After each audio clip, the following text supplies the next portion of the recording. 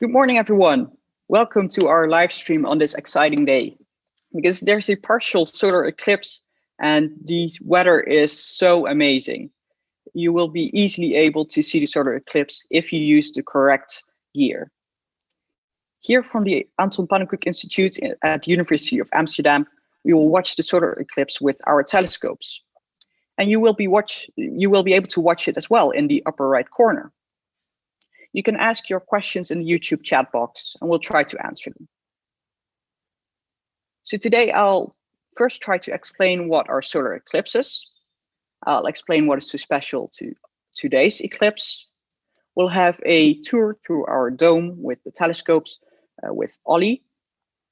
And we'll have a look through our telescope at the sun. Subsequently, we'll have a guest speaker, Dr. Antonia Oklopcic, who is an assistant professor here at the University of Amsterdam. We will have a live view of our, through our telescopes again of maximum eclipse. And we will interview two students who who have projects on the sun. So my name is Bob Jacobs and I'll be your host for today. I work on exoplanets. So these are planets that revolve around other stars. And I'm particularly interested in their atmospheres. Of course, I don't do this alone. There's an entire team behind me. We have Esther, Kenzie, Arkadip, Alex, and Ollie.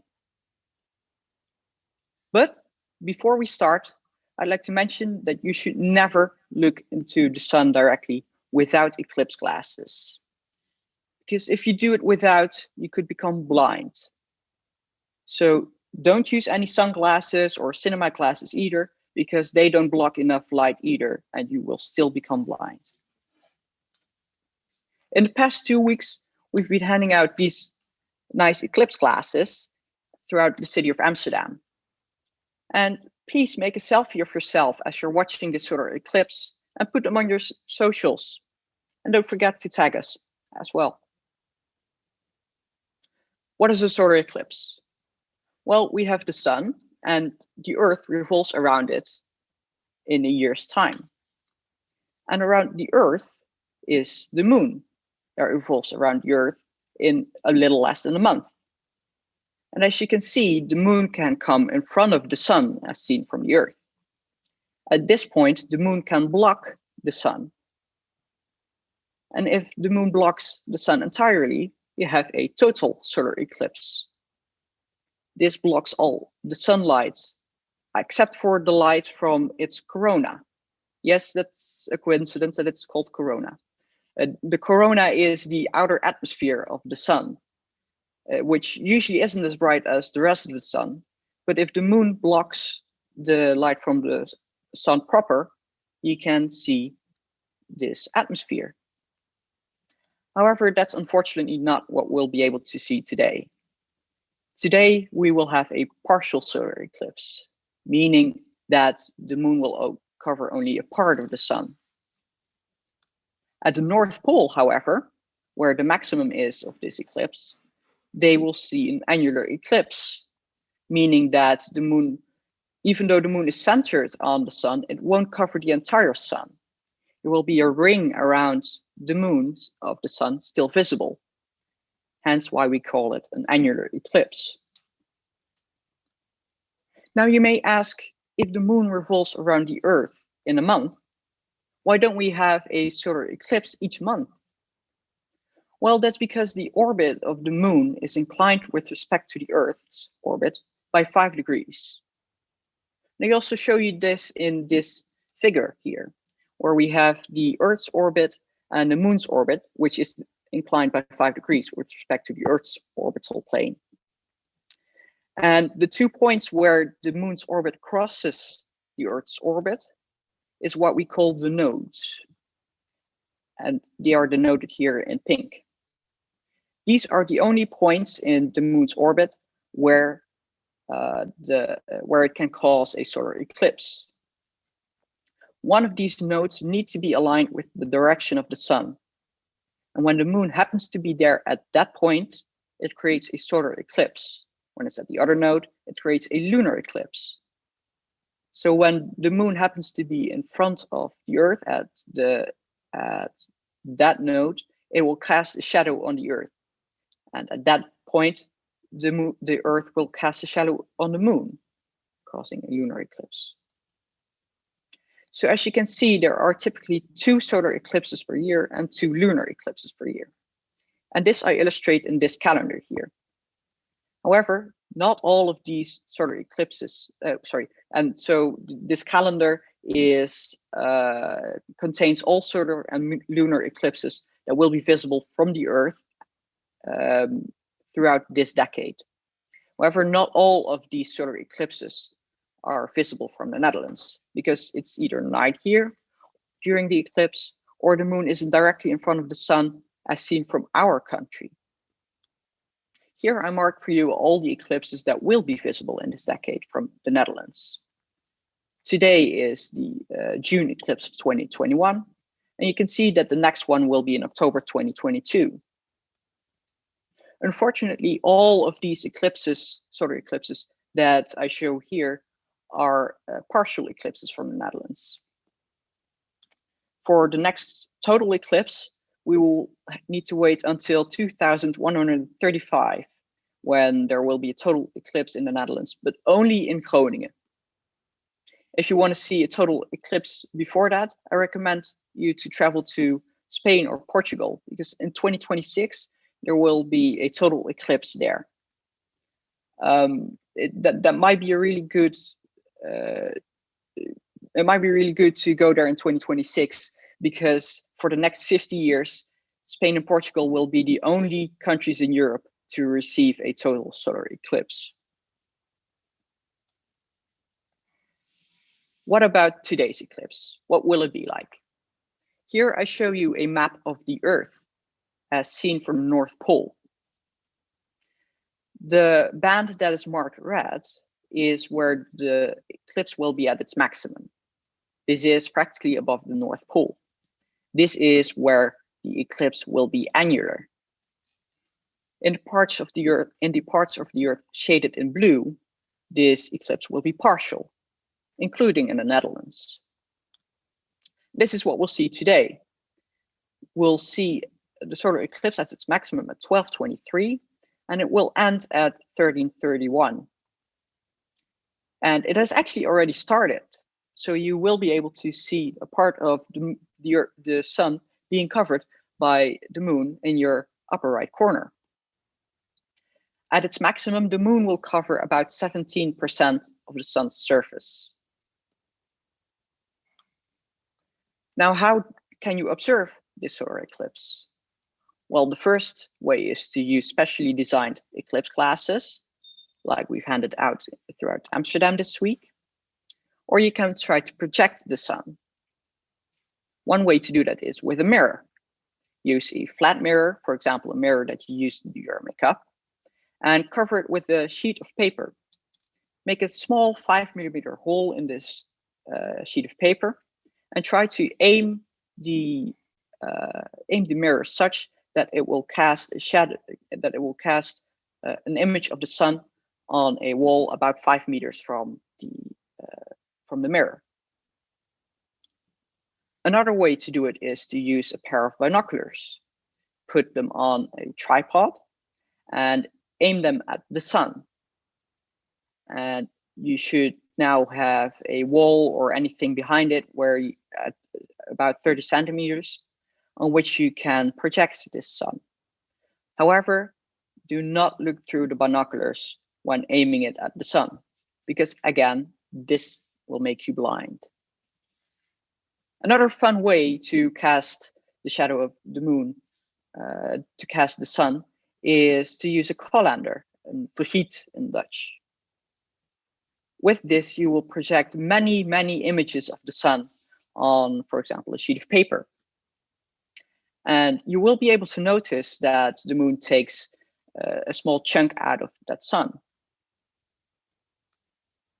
Another way is to use a special filter on a telescope if you have one.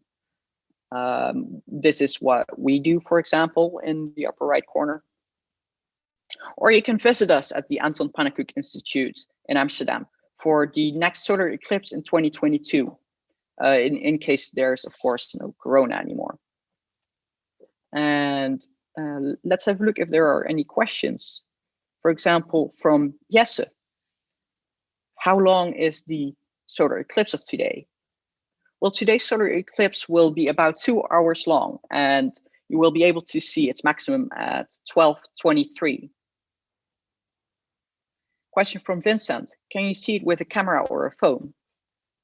Yes, and actually, that's a pretty neat idea.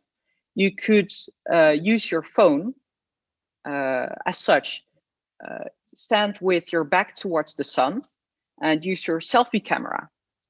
And that way you should be able to see the solar eclipse on your phone.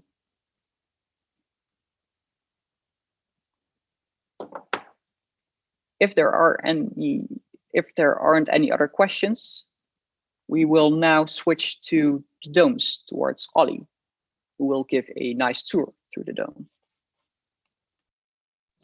Yes, hi Bob, can you hear me?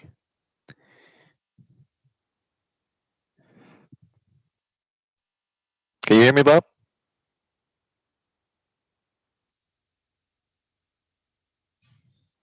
Yes, I can hear you. Sorry. Okay, perfect. Hi everybody. Welcome to our live stream. My name is Ali. I'm a PhD student here at the Anton Pannekoek Institute, and today I'll be giving you a tour through our domes. So I'm standing here on the staircase to one of our domes, and I'll give you a nice tour, see what's here, and then at the end of the tour we'll move downstairs to the roof of the Science Park building, and we'll go have a look at our telescopes, which are set up to watch the sun right at this very moment. So let's walk up into our dome and see what's here. So you can see already behind me, this dome is like one large half sphere, and this dome we can move and we can point it to different parts of the sky. And then we have behind me here a hole in this dome. You can see the sun already coming through it. And then we point our telescope through this hole, and then in the night we can observe all the stars which are nice in the sky. And so to control this dome, we have this, we have this box down here, and there are various buttons on it. And with these buttons I can control the dome. So let's do that now. It'll make a lot of noise, but it'll be fun to see. So if I point my camera at the shutter, then I can press open main shutter. And there you'll see it open to bring in more light. And I can also turn the dome. So let's do that as well.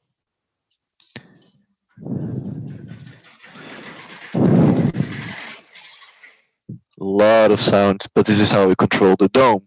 And so what it is all about today is, of course, this telescope mounted here in the middle. Behind me, you can see this beautiful large Schmidt-Cassegrain telescope in blue.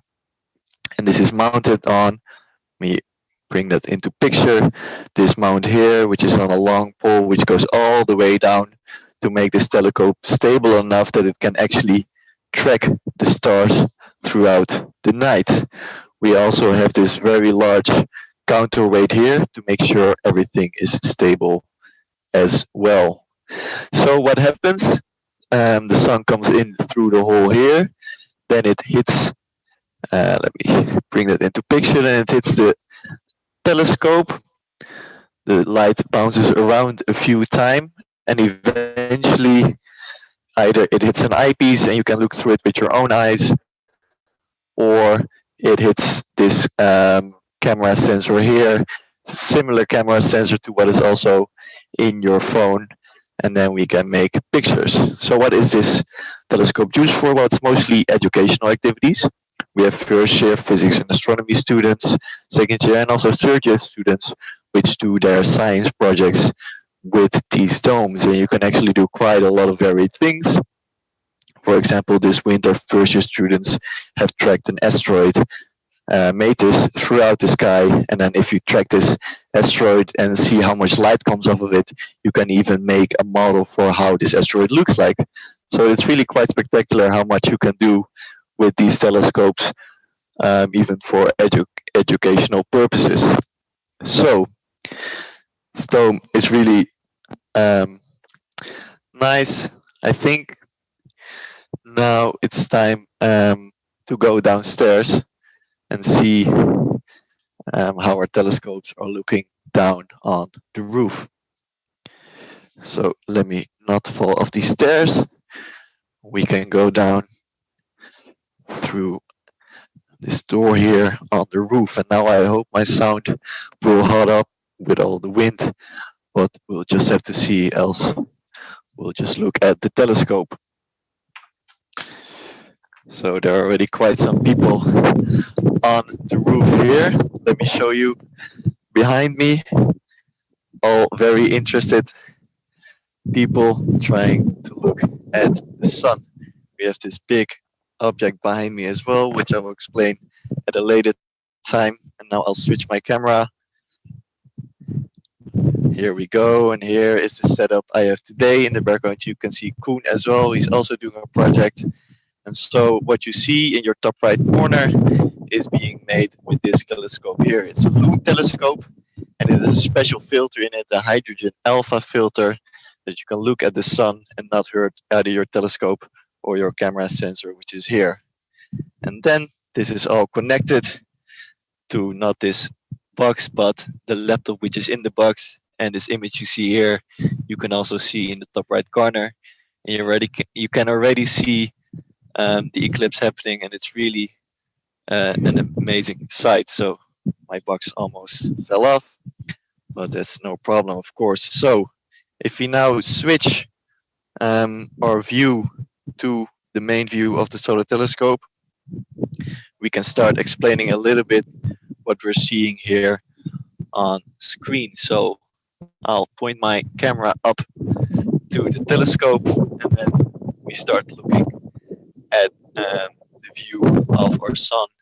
Already the partial eclipse is really nicely visible, and if you look really closely you can also see some features on the sun. So the granules are visible. These are convective currents on the sun, and also if you look really closely, somewhere up in the middle you can actually see a now I forgot the name, of course. Bob, help me out. What do we see in the middle? We see a small filament in there, which exactly. is, yes, so which is formed by a magnetic loop. There are different currents of magnetism on the surface of the sun, and they can drag parts of the sun with them. And these filaments, they appear darker on the sun. These are small strings on the sun that appear darker because they are cooler. They are cooler than the sun, the surface of the sun, and parts that are cooler will be darker. And if this filament would have lasted only a few minutes, so if it would have been like a burst, then it would be a solar flare. Thank you, Wally. Yeah, no worries. So we are keeping the sun on the screen. Is that correct? So please, Bob, feel free to talk a little bit more about what we're seeing. Yes, so we still have the sun right here on our screen as the moon is covering it. And we are awaiting maximum eclipse, which will happen at 12:23. But in the meantime, we are able to have a nice look at the sun and what can happen on the sun.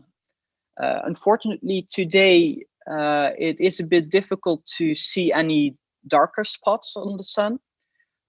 So for example, on Monday, we were able to spot a nice darker spot, which is called a sunspot on the surface of the sun. And these can get as large as the Earth. These sunspots are places where the magnetic field is very strong. And this prevents hotter layers from reaching the surface of the sun. And again, the cooler something is on the sun, the darker it will be. Now, today, however, you will be able to spot a brighter spot on the sun, which is towards the bottom of this image. This is a place where the sun is slightly hotter. Currently, the sun doesn't really have that many sunspots. It should have about 30 sunspots that are practically pretty small and so not easily visible today.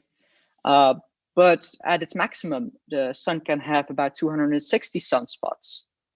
There is sort of a solar cycle of 11 years in which the sun creates more and more sunspots, and then the number of sunspots drops again.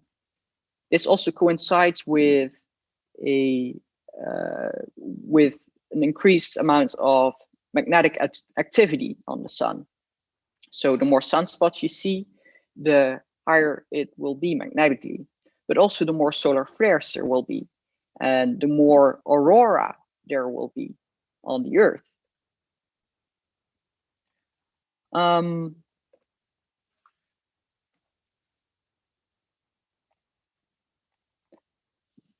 Today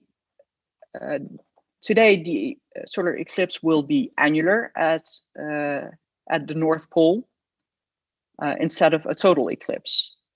And that is because the moon is slightly further away from the Earth than it would be when it would create a total eclipse. So the moon is not really on an entirely circular orbit around the Earth. It is on a slightly elliptical orbit, which means that the moon is sometimes a bit further away from the Earth and sometimes a bit closer. And only when it's reasonably close to the Earth, it will create such a total eclipse. Now, the moon is drifting away from the Earth due to tidal interactions, and yeah, it's a bit difficult to explain. But this means that in about 700 million years, all solar eclipses will be annular or partial. At one point in time, there will be no longer total eclipses. So we are actually pretty lucky to be alive right now and to witness these beautiful total eclipses if we would see the total eclipse today. Bob, can I yes, ask a question? Yes. So, please. as the sun is now partially covered by the moon, will this have any effect on the light gathering abilities we have here on Earth via, for example, solar panels? Yes, indeed. In the past few years, we've been relying much more and more on the solar panels to create the energy for our electricity grid. And today, the sun will be covered by 17%, as seen from the Netherlands. And so this should also create a dip in the electricity that solar panels are able to generate. For the solar grid, that won't be that much of a problem today. But when the solar eclipse will be larger, for example, in 2026, when 88% of the sun is covered by the moon, that should become a bit more of a problem, because that creates a large dip in electricity that the solar panels are able to generate. And it is a bit difficult to generate that much electricity with other means that quickly, especially as we're transitioning towards more green energy. We won't be able to speed up our windmills, for example.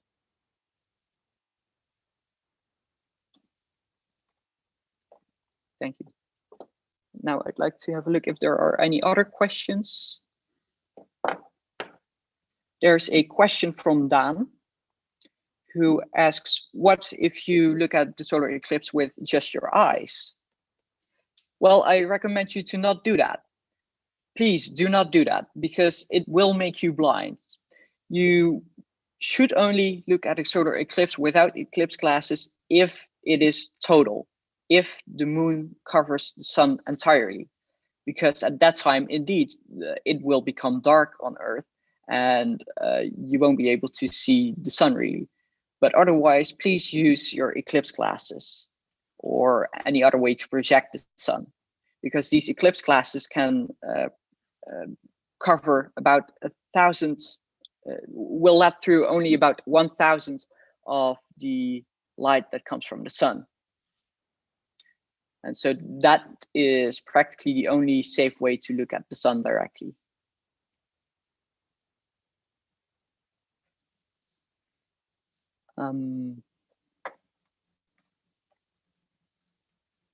So we're currently looking at the sun right here and the moon. The sun's radius is about 109 times the Earth's radius. But because it's so far away and the moon is so close, the moon can still cover this sun. Just also for your information, in case you're interested, the sun is extremely heavy. It is 300,000 times heavier than the Earth. And actually, the sun is sort of a star. But most stars are smaller than the sun. They are larger than the sun, smaller, and but there are also stars that are much heavier than the sun. There are stars that are about 200 times as heavy as the sun, which is extremely heavy. But there are also suns that are much larger than the sun in radius. When a star reaches the end of its lifetime, it will expand in radius. And as such, we have observed stars that would be able to engulf Saturn if it were placed at the center of our solar system.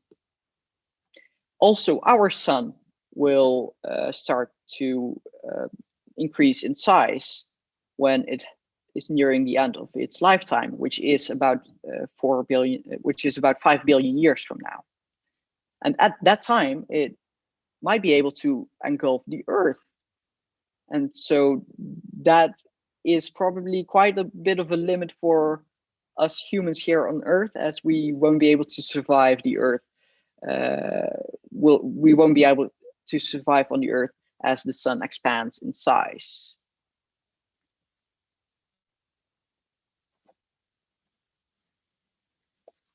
There is another question from the audience. Is it lucky that the moon and the sun look about the same size?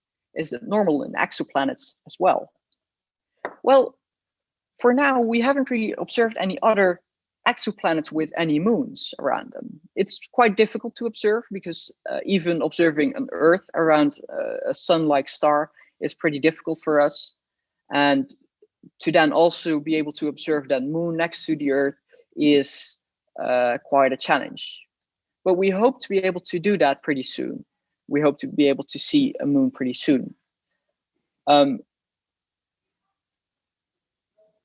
So we are indeed pretty lucky that we are able to see the moon covering the sun entirely right now, because the moon is pretty large. It's a rather large moon. It is the second largest moon of any dwarf or large planet in our solar system compared to its host planet. I think it's time for the presentation now, Bob. Yes, indeed. Exciting. We are now going to switch to our guest speaker, Dr. Antonia Oklopcic, who is an assistant professor here at the University of Amsterdam. And she will talk about exoplanets and their relation to this solar eclipse. The floor is yours, Antonia. Thank you, Bob. So I will start, sharing my presentation. Present. Can you hear? Can you see the presentation? Yes, I can hear and see you. Okay, excellent. Hello, everyone. So thank you, Bob, for the introduction. So my name is Antonia Oklopcic. I'm an assistant professor at the Anton Pannekow Institute for Astronomy at the University of Amsterdam. I'm an astronomer who studies extrasolar planets. So these are planets orbiting stars other than our sun. And so today in this event dedicated to the solar eclipse, I would like to tell you a little bit about how we can use eclipses of other suns to learn about exoplanets, so planets orbiting around these distant stars. All right, so let's start with first an overview of what the solar eclipse is. So already Bob gave us a really great introduction into solar eclipses. So just as a quick reminder, today what we're witnessing is an event in which the moon will pass between us, the Earth, and the sun. And as a result, the moon will block partially our view of the sun. And here is something similar to what we can expect to see maybe during the maximum, not quite. So this is a solar eclipse seen from space with an ultraviolet telescope. So this is why the sun looks very active, and we see all these filaments and prominences and active regions that Bob was telling us about. And we see the moon that is blocking the sun partially. Now, the similar events can happen for other astronomical objects. So other stars can have other objects such as planets pass between them and us, and they can these objects can block our view of the stars. And what my research is focused on, and the events that I think are most interesting, are when planets that orbit around these stars pass between them as seen from our line of sight. So basically, that is another form of an eclipse. Now, also, Bob already very nicely explained why we don't see an eclipse every month. And this is because the orientation needs to be just right for an eclipse to happen. So the orbital plane of the moon is slightly tilted by about 6 degrees with respect to the orbital plane of the Earth around the sun. And because of that, sometimes when when the moon is between Earth and the sun, it is going to be higher or lower and not cross the direct line between Earth and the sun. So in that case, the eclipse will not happen. But occasionally, and today is such a day, the conditions will be just right so that the moon will cross right between Earth and the sun, and it will block the sun from our view. And similarly, for eclipses of distant stars, the conditions also need to be just right. And so these eclipses of stars are also pretty rare. So what needs to happen is that this orbit of planets around the star needs to be aligned with respect to our line of sight so that these planets pass in front of the star as viewed from Earth. If the orbit is inclined, so if the planets orbit in this plane, or for example, this plane, we will unfortunately not see these planets eclipsing the star. So that just to give you a sense of how rare these conditions, how rarely these conditions are met. If we imagine that all stars like our sun, if all of them had a planet like the Earth, we would observe only one star being eclipsed by this planet out of 200. So basically for 199 stars, the orientation would not be right and only one would be right. So this is how rare these events are. But still, we can still observe them if we observe many stars, and we can observe these dimming events, because basically when the planet passes in front of a star, it blocks part of the light, and we see the total light from the star gets dimmer. And in the context of the sun, Bob already mentioned how our solar panels may be able to detect today that the light that they obtain from the sun will be slightly lower. And this is basically also what happens for distant stars. The total light that we see from them becomes slightly less or smaller when these eclipses of transiting exoplanets happen. And I mentioned the word transit, and this is because even though these events are technically eclipses, in exoplanets research, we usually call this event a transit. And this is just because planets are so much smaller than the star, and when they pass in front, it kind of looks like that they're transiting across a small region of the star. And this method of this transit event is actually a really good method for searching for new exoplanets. So if you don't know where exoplanets are, you can observe a large number of stars for a long time. And for some number of them, you will occasionally see that their light gets dimmer. Like here in this graph here, which is a kind of graph that we call a light curve. So we observed a light from some star as a function of time, and occasionally this light will get dimmer and then go back up. And this will tell us that something came in front of the star and blocked the light from it. And if this signal appears periodically, this tells us that there's a planet around that star. And this is how we actually search for exoplanets. And there are several other methods of searching for exoplanets, but this transit method is actually the most successful method till date. So this plot here shows the total number of exoplanet detections, so new extrasolar planets that have been found as a function of year. And you see we started detecting extrasolar planets back in the 1990s. And right now we know about more than 4,000 exoplanets. And here in this plot, different colors tell us which method was used to detect these planets. And you see that the largest color here is pink, which corresponds to transit. So this is the most successful method for now. So it has been used to found thousands of planets. And we actually know now that exoplanets are extremely common in stars around in our cosmic neighborhood. So in our galaxy, we know that there are probably more planets than stars, actually. And the reason why we know this is in many ways thanks to this satellite called Kepler and the Kepler mission. So this was a satellite telescope that was launched in 2009. And for the first 4 years of its lifetime, it basically stared at one small patch of the sky, of the night sky. And in this, continuously for 4 years. And during that time, it observed about 100,000 stars and carefully recorded the brightness of these stars as a function of time.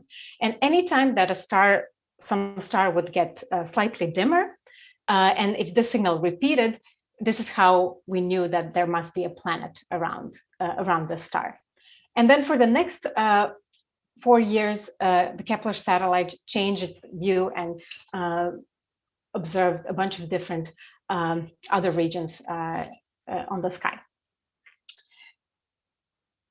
So in total, Kepler really opened up a whole new view for us on what exoplanets are like. And there were a lot of surprises and a lot of really exciting discoveries that Kepler made.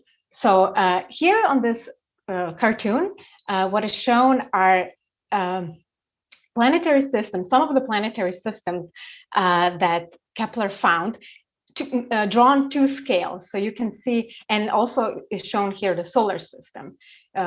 So one thing to notice immediately is that a lot of the planetary systems that the Kepler telescope discovered, they're very compact. They're quite small. So you can see that these planets are orbiting on very short orbits. Sorry.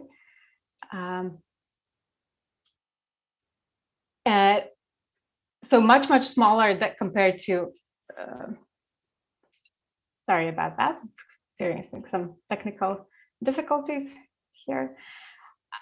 Yes, so these systems are much more compact. So the planets are much closer together than planets in the solar system. And also they're much closer to their stars, which is why when we estimate the equilibrium temperature of the planet, we see that some of them are in this bright red color, which indicates that temperatures of these planets are thousands of degrees. So very different systems, very different worlds than what we're used to here in our solar system. And if we study some of the basic properties of exoplanets, such as their radius or their mass, we can already learn a lot about what kind of worlds there are. So here on this diagram are shown some of the currently known exoplanets plotted in terms of these two parameters. And also what are shown in these white stars are solar system planets. So we see that a lot of the currently known exoplanets and some of the best studied ones have properties very similar to our Jupiter. So these are what we call gas giant planets.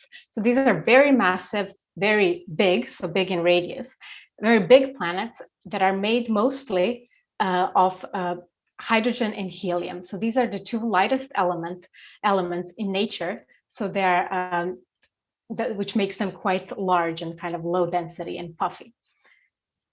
Moving down this graph, we can come to this region that is occupied by Uranus and Neptune in our solar system. So these kind of planets we call icy giants in our solar system. So their envelopes are made of hydrogen and helium, but they have this interior portion called the mantle that is made of ices, so either water ice or even a more exotic kind of ammonia or methane ices.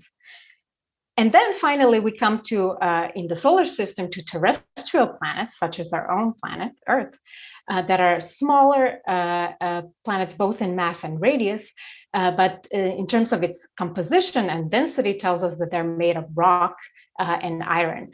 So such as our own Earth. And quite interestingly, you already can notice here that in our solar system, we have a big gap between Earth and Neptune, and there's no planet in between. Whereas in exoplanets, we actually see kind of a continuous distribution. So there's a lot of planets, exoplanets in this region here that we don't have in our solar system. And this was one of the biggest surprises of, and one of the biggest discoveries of the Kepler mission. The fact that many of currently known exoplanets look nothing like the planets we have in our solar system. And so another way to look at this is shown in this figure, which shows the relative size of exoplanets relative to Earth. So if the planet had the same size as Earth, it would lie here on 1. Compared to its orbital period, so how long it takes for that planet to orbit around its star. And here are some of the sizes of solar system planets. So Jupiter would lie somewhere here in the size, Neptune would be here, and Earth here. And as I already mentioned, in our solar system, the Earth is the largest terrestrial rocky planet. And then the next planet in size is Neptune, which is already an icy giant. And there's nothing in between in our solar system. But if we look at the distribution of extrasolar planets, we see that there's a huge number of exoplanets in this intermediate range. And this was quite surprising. And so we still don't really know much about these planets. So what are they and what kind of planets are they? Are they more similar to Neptune, just smaller, or are they kind of like the Earth, just bigger? And the fact that we don't know that also is reflected in the way we call them. So we use the names like mini Neptunes or super Earths for these planets. And we would really like to understand them better and to answer these questions. So are they more like similar to the Earth, or are they more similar to Neptune? And this is something that a lot of exoplanet researchers are currently working on. And this is something where this new or the next exoplanet finder, TESS, is going to help us.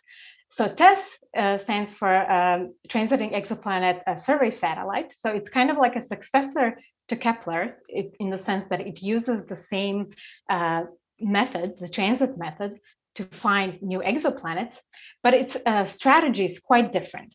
So if you remember, I said that Kepler focused on one particular region of the sky and just looked at that region for 4 years. TESS's approach is completely different. TESS scans the entire sky and over a course of 2 years, and hoping to discover new exoplanets around bright nearby stars. And this is important because if the star is closer to us and if it's brighter, it means that its planet is going to be more easier to study and to characterize in greater detail. And this is exactly what we want if we want to understand the nature of these unexpected exoplanets that we're finding. And another great thing that we can use for planets that orbit bright stars is we can perform so-called transit spectroscopy. So let me just go back. And so basically, a transit spectroscopy means that if we observe the transit, not just at a single wavelength, but at multiple wavelengths, and we record this dimming of the star at different wavelengths, and if we find that it's different, this can tell us about the properties of its atmosphere, of the planet's atmosphere. And the basic principle behind this is the fact that different chemical species that are present in planetary atmospheres absorb or transmit light at different wavelengths differently. So one way to understand it is to, for example, look at this quantity called the absorptivity, which just means how much light a certain molecule absorbs as a given at a given wavelength. So an example that you may know from everyday life is that ozone, O3, is very good at absorbing ultraviolet radiation. And ozone in our own atmosphere is what protects us from this harmful radiation from the sun. So ozone absorbs a lot of light in the UV, but for example, some of the other molecules, like for example, water, doesn't absorb a lot in the UV, but it absorbs a lot at some other wavelengths. And this property of a molecule is fixed, and it doesn't change whether we see this molecule here on Earth in our labs, or if we see it on a distant planet. We can always count that this optical properties of molecules will be the same regardless of where we observe them. And this is exactly the principle we use behind looking at spectra of exoplanets and using that fact to identify which chemical species or which molecules and which atoms are present in distant atmospheres. So basically, in practice, what we do is we observe an eclipse or a transit of a planet and also the transit of an atmosphere. And because the transparency of the atmosphere changes with wavelength, the apparent size of this transit or the size of the eclipse will change also as a function of wavelength. And we can record this in something that looks like the spectrum shown here. And spectra are really incredibly rich in information. They tell us about the chemical composition of atmospheres, also the shape of these spectral features that we observe will depend on the temperature of the atmosphere. We can even tell whether there are clouds or whether it's clear skies on these distant worlds. We can also use spectra to measure winds and wind speeds on exoplanets and many other things. So here I will just demonstrate a few of these on examples. So here on the left, you can see some examples of exoplanet spectra obtained with the Hubble Space Telescope.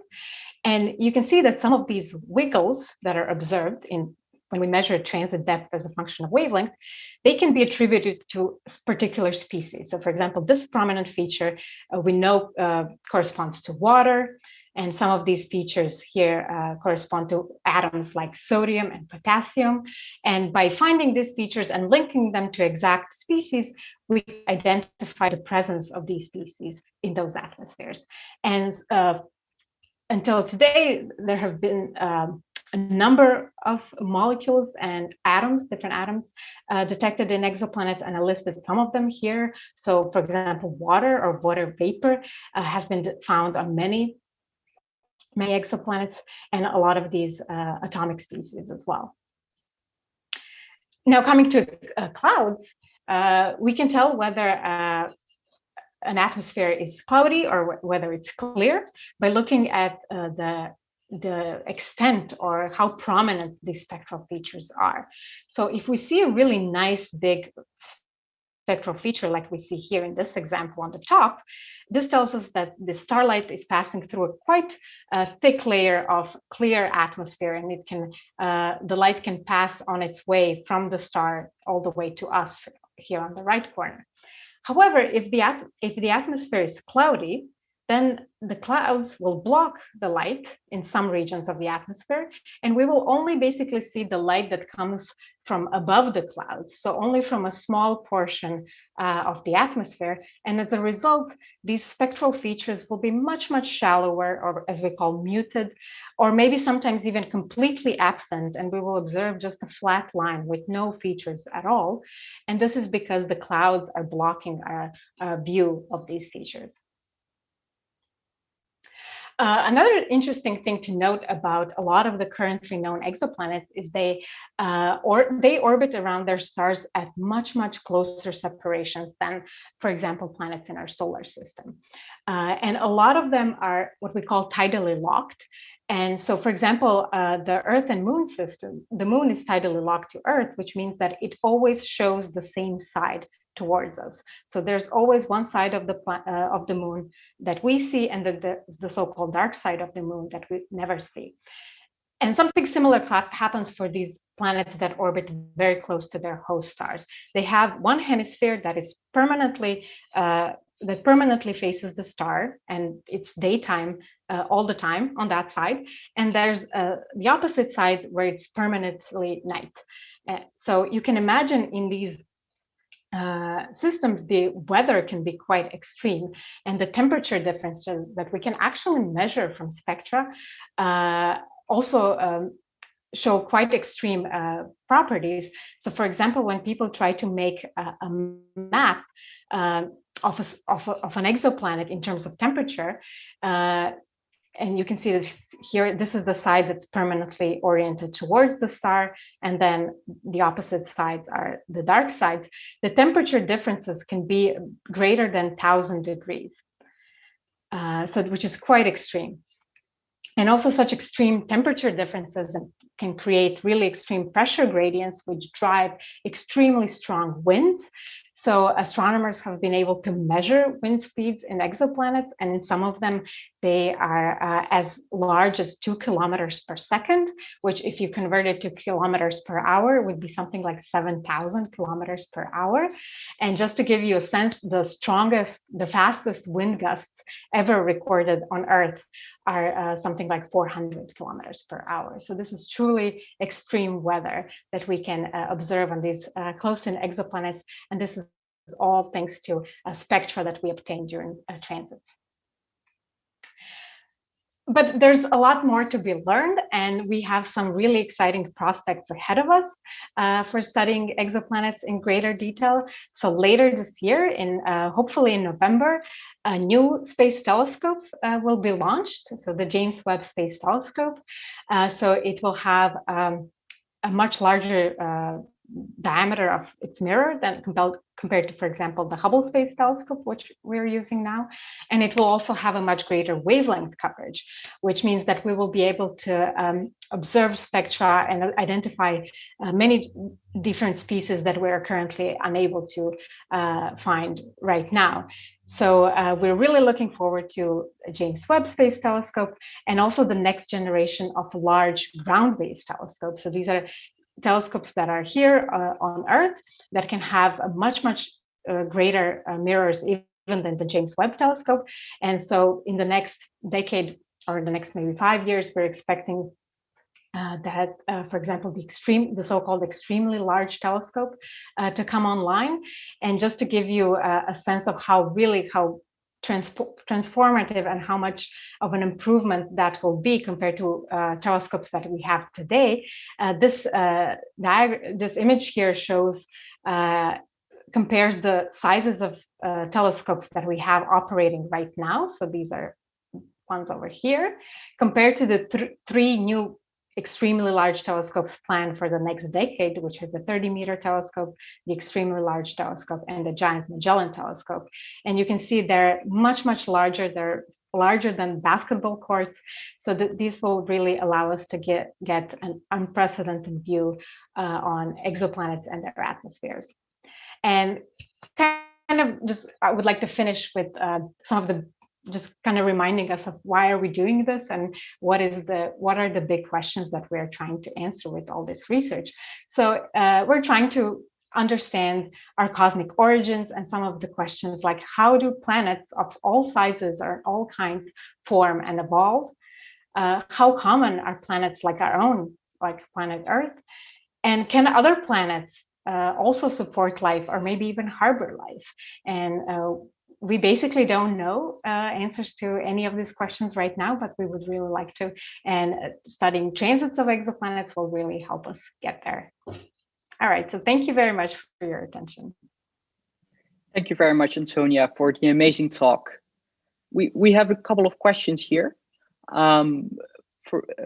So connecting to the solar eclipse of today, would you be able to see such an eclipse like from an exoplanet coming in front of its star with your naked eye? So with the naked eye, we cannot see transits of exoplanets. So the reason for why the solar eclipse, why the moon is blocking out such a large fraction of the star is, as you mentioned before, is because the moon is so close to us. And even though it's so much smaller than the sun, it appears to be almost as large. But that's just an illusion because we're so close to it. But for these distant systems, the star and the planet, they're basically at the same distance relative to us. They're both really, really far away. So we don't have that advantage. So we're actually seeing their actual relative size. So the planet is always going to be much, much smaller than the star. And so even for those stars that we are able to see with naked eye, we would not be able to see the transit with naked eye. But with telescopes we can, and even with some amateur telescopes you can actually see transits, but not with the naked eye. That's very interesting. Why do we see so many Jupiter-like planets? Well, that's a great question, and it's actually because they're big and they're easy to detect. So as our methods continue to improve and our telescopes and our instruments become more and more sensitive, we are able to detect more and more smaller planets. But initially, when this method first got started in the 1990s, we were basically, or the early 2000s, we were most sensitive to the biggest planets because they're the most easiest to detect. So that's why we kind of have what we call an observational bias, is that we tend to discover things that are easiest to discover. And so is there also an observational bias in the fact that we see so many compact systems compared to our solar system? Exactly, that's true. So for example, I mentioned the Kepler mission that observed one patch of the sky for 4 years. And in order for Kepler to detect a planet, it needs to see a transit of that planet. So a planet needs to make at least one full orbit. So we need to see 2 transits so that we know it's a repetitive signal, so that we know it's actually periodic and it's coming from a planet. We need to make it needs to make a full orbit in 4 years. So that really tells us that, or actually ideally in much, much shorter time than that. So that limits us to observing or finding planets that orbit around their star on quite fast timescales. So or make a full round around the star in either days or maybe less than a year. And those are, again, easiest to detect. So that's another way of, another type of observational bias. Mm-hmm. Cool. Given that there are about 4,000 exoplanets that are confirmed right now, is there any planet among them on which we could survive as humans? That's a great question. And so there are planets that have been discovered that kind of seem like Earth in terms of mass and radius, and even orbit around a sun that's similar, star that's similar to the sun. But that's pretty much as far as we can, what we can say. We would probably have to learn a lot more about its atmosphere, whether it has an atmosphere, what kind of an atmosphere it is, to be able to say whether life could exist or not, or even life like ours, or maybe a different kind of life. But from basic quantities like mass and radius, that's really hard to answer that question. Mm-hmm. And so on the planets on which we discovered water, we won't be able to survive. Oh, on most, for example, those that I shown, those are hot, so-called hot Jupiters. So those are gas giants that orbit very, very close to their stars, that have very high temperatures of thousands of degrees. And so, yeah, there's at least life like ours. It's impossible to exist. Yeah. Mm-hmm. But if we were to discover a planet on which we could survive, would we be able to travel to it? Not with the current technology, no. Because they are way too They're very far away. They're very far away. It takes so much time. Okay. Yes. Okay. Thank you very much, Antonia, for your lovely talk. The audience really enjoyed your talk. Thank you. Thank you very much. Bye. Now we will switch back to the live view through our telescope. As we are approaching the maximum of this eclipse, which will happen at 12:23 our time, and in UTC, so universal time, that is 10:23, to answer a question from the audience.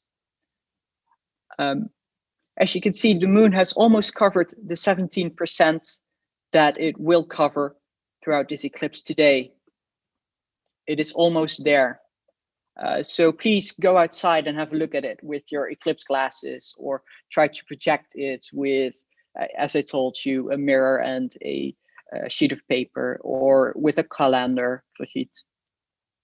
and be amazed, because this doesn't happen very often in your lifetime. As I told you, the next solar eclipse in the Netherlands will be next year in October, and the next close by total eclipse will be in Spain in 2026. And the next total eclipse here in the Netherlands will be in 2135, which is very, very long from now. And it would be great if anyone in the audience would be able to make it to that time. Bob, I have a question. Yes, thank you, Ollie. Could you explain once more why the solar eclipse is different on different parts of the Earth? Yes, so as I mentioned before, the solar eclipse will look like an annular eclipse today on the North Pole. And that is because the moon casts a shadow on the Earth. And this shadow is actually pretty tiny for the entire moon. So that means that there is only a small band on the Earth on which this eclipse will be annular, and the rest of the Earth will be partial. This is different from a lunar eclipse, because lunar eclipse is typically visible from a very large part of the Earth, where it will be a full lunar eclipse. So for example, half a month ago, there was a lunar eclipse that people in Australia and Hawaii were able to see entirely. And that is because the Earth is much larger than the moon. And so the shadow of the Earth is much larger than the shadow of the moon. I see a question from the audience that to explain me how to use the paper and the mirror to look at the sun. So you take a flat mirror, for example, a mirror that you use to do your makeup or such, and put it down somewhere 5 meters from a wall. Now take a sheet of paper and make a small 5 millimeter hole in that sheet of paper. Put the sheet of paper on the mirror and aim the mirror such that you can see the sun on that wall. And now you should be able to see a part of the sun being covered by the moon.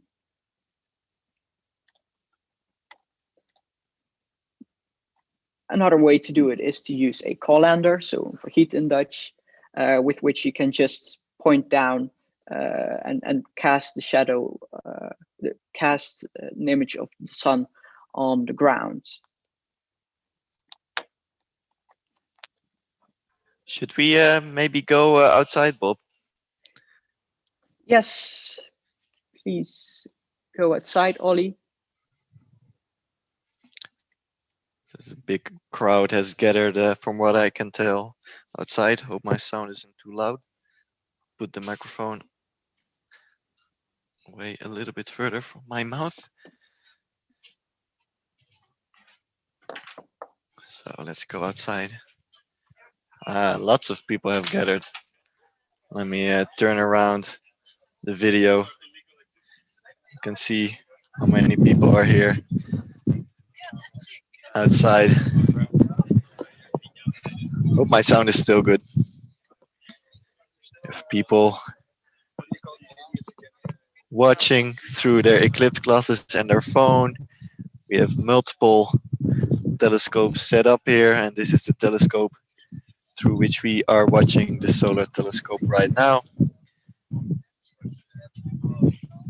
And that is then connected here to my screen, and it's really almost at its maximum.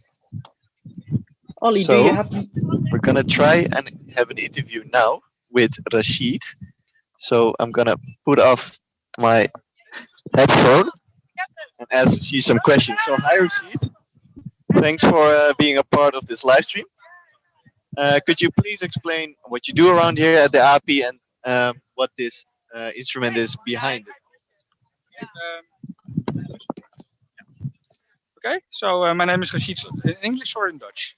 Okay, my name is Rashid Sloot, and I'm teaching observational astrophysics or astronomy here at the API. And what you see here is a device which we call the Heliostat. And the Heliostat is basically just a telescope with mirrors and lenses, and it directs the sunlight to another room downstairs, where we can do some research on the sun. Yeah. So. Okay, so of course there's a solar eclipse going on at the moment, but maybe we should have a look downstairs. It could be really interesting.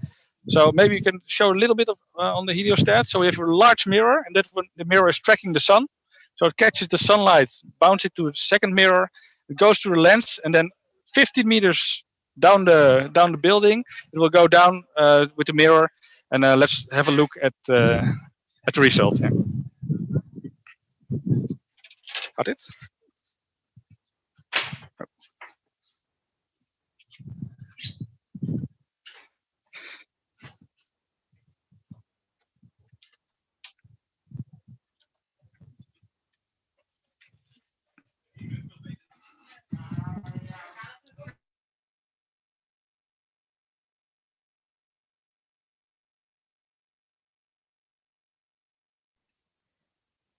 Yeah, I'm sorry for the slight technical problem here with the Wi-Fi.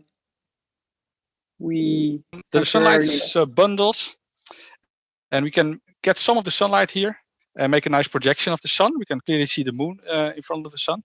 But what's very interesting about this device, it's the only device in the world that can make a projection of the sun together with the projection of its spectrum. So we also have a part of the sunlight going down here. It falls on this slit, goes to a prism, and is projected down here. Maybe we can go a little bit closer.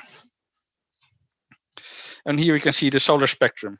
So the solar spectrum has some nice absorption lines in here, and we can do some research with that. But also, not sure if it's visible, but we can see some solar spots, sunspots around here. There's a nice group of 4 sunspots, I see. Also, there's a group over here with 2 sunspots. And they can live up to a couple of days or sometimes even weeks on the solar surface. Yeah. So that's what you can see here. And we have one student this time. It's Luc, and he's doing some research on the sun, and we will try to actually measure the rotation of the sun, which rotates in about 1 month's time. Great, thanks for this wonderful explanation, Rashid. Would you mind giving Yeah. Yourself and also give a little bit of an explanation about your research here at the Anthropological Institute. Yes, of course. Hello, I'm Luc. I'm a third-year bachelor student here in Amsterdam. And at the moment, I'm doing my bachelor project. And I'm doing it with this device. Rashid explained just about. And what I'm doing basically is taking spectra of the sun and and I'm doing this with with this. And this fiber catches the light and then it goes into this spectrograph. That's this device over here. And what I'm trying to do is to measure the redshift. I'm taking a spectra of two sides of the sun, and I'm trying to find a redshift, and then with that determine the rotation speed of the sun. Yeah, and that's basically what I'm doing. And does the solar eclipse have any influence on the research you're doing? Well, no, not really. It's just for fun, actually, because now there's actually less room for observations. The moon is just blocking the sun, so it's not really of a use, but it's fun to watch. Great. Ah. Thanks so much for your explanation. Yeah, no problem. Handing over the headphone again to me. I think we'll go upstairs again.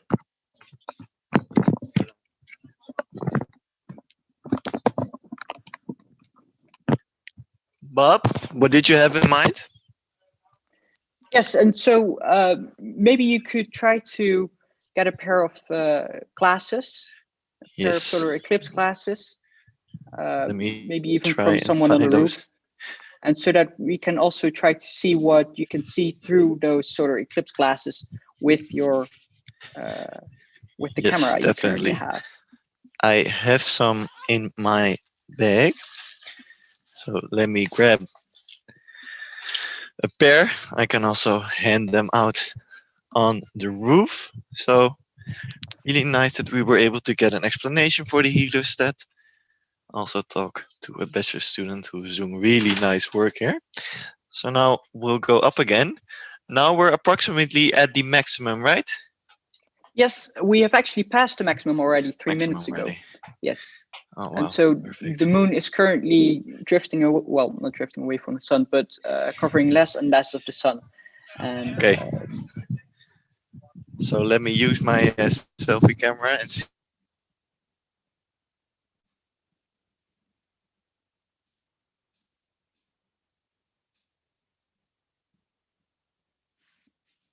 Yes, I'm sorry, the Wi-Fi connection isn't always extremely stable here. While Ollie is trying to regain, yes. Let me try the other camera.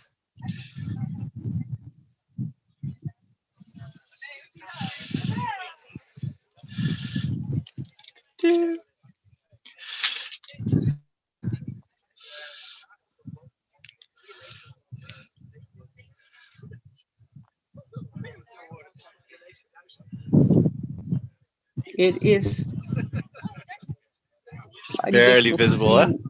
Yeah, because of the reflection of, but yeah, there is a slight bit visible.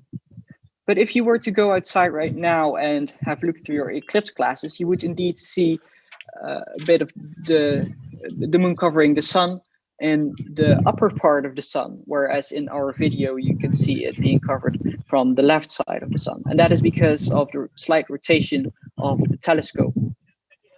We have a question from the audience regarding the Heliostat project from Bangtan 20th Century Girl. So does the sun rotate faster now than at any other time? It currently doesn't, no.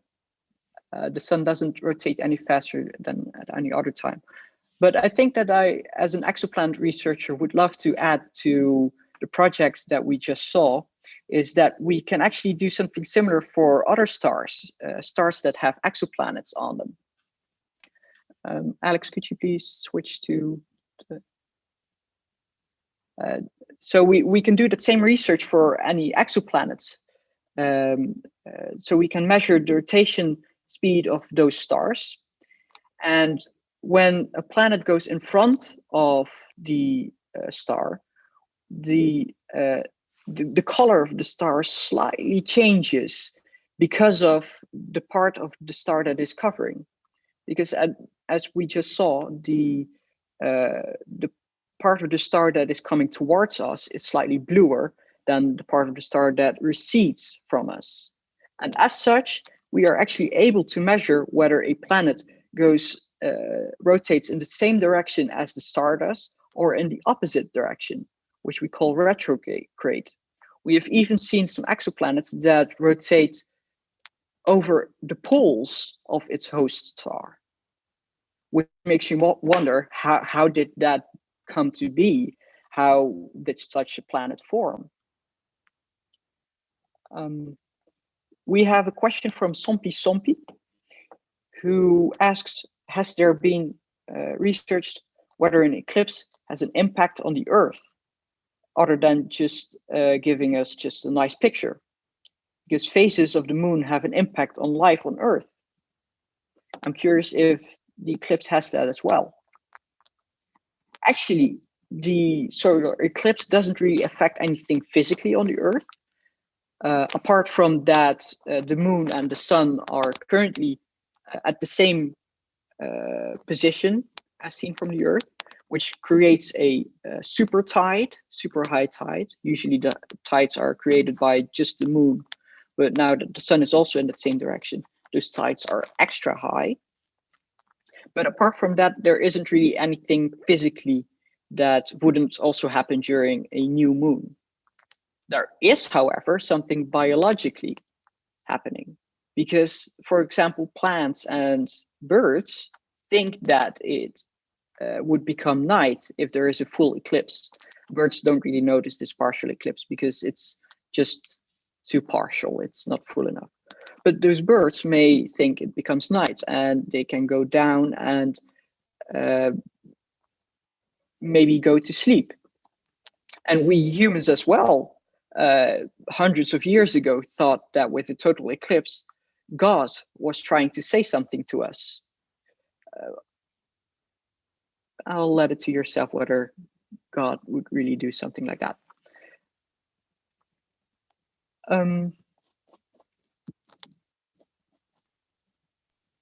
Hey Bob, maybe a few more questions and then it's time to wrap things up, I think.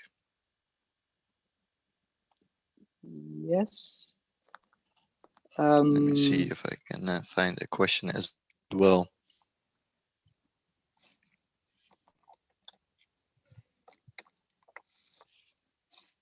I don't see any. No, not any questions right now. So I have a question. Yes, Ollie. Could you explain the difference between a solar eclipse and other types of eclipses? Today we're seeing a solar eclipse, which means that the moon covers the sun. And 2 weeks ago, you'd have been able to observe a lunar eclipse in Australia and Hawaii, which means that the moon, lunar, is eclipsed by the Earth.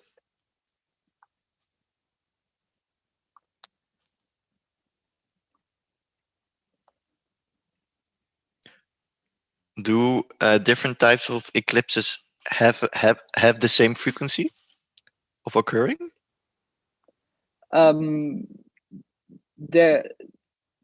Yes, so solar eclipses and lunar eclipses indeed occur about as much as each other. So just a little bit more than 2 times a year. But a lunar eclipse is visible from larger parts of the Earth than solar eclipse, which means that to us humans in the Netherlands, it seems like there are more lunar eclipses than solar eclipses, even though that is not true for the entire Earth.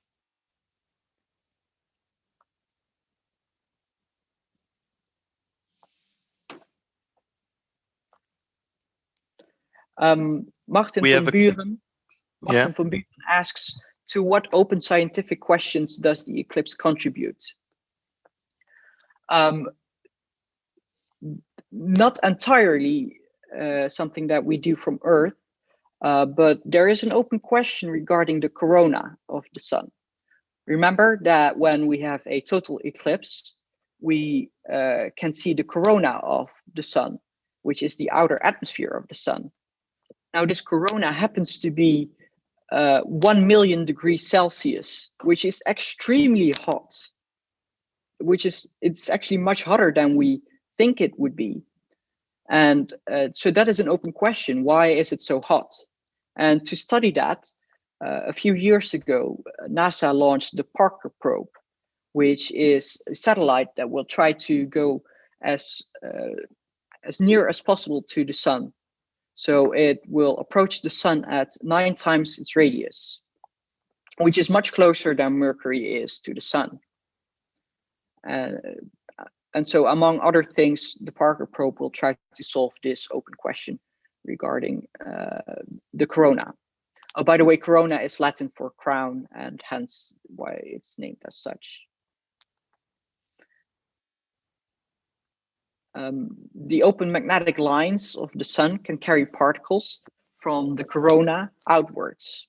And this is what we call a solar wind.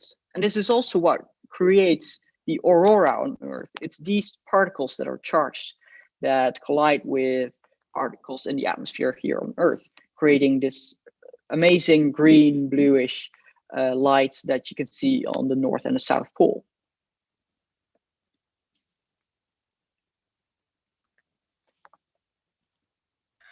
So, Bob, Yes, I think it's about time we wrap it up for now. May I suggest that we leave on the picture and we mute ourselves so people can have some time to... that is a great idea. We will leave the live stream on, the live stream of our telescope, so that you can keep on watching the solar eclipse as it happens until 30 minutes past 1, and enjoy it. We will now also go outside to enjoy the solar eclipse ourselves. Yes, for sure. Thanks so much for watching, and thanks for all the interesting questions. And go out and enjoy the solar eclipse. Yes, don't forget to post your selfies on your socials, and have a nice day. Goodbye. Bye-bye.